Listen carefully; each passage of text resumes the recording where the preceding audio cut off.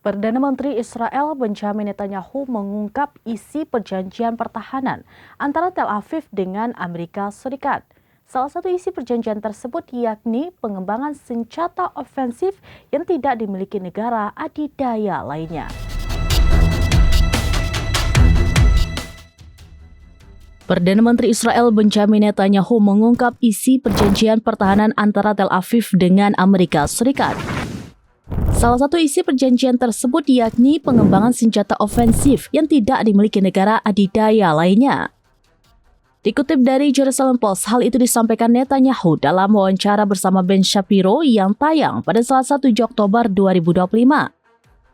Ia tidak mengungkap jenis senjata yang dimaksud, namun menurutnya adalah yang paling canggih di muka bumi.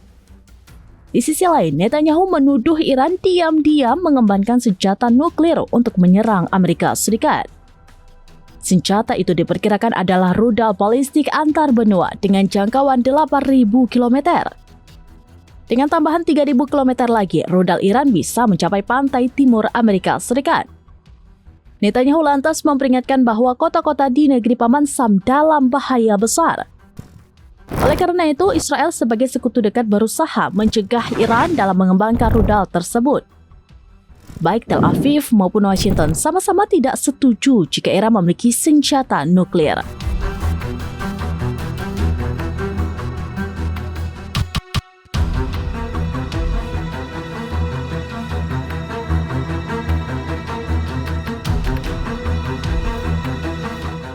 Demikian informasi terkini Syedara Alun, saksikan terus beragam informasi lainnya. Coba balik dan share seluruh akun serambinis.com.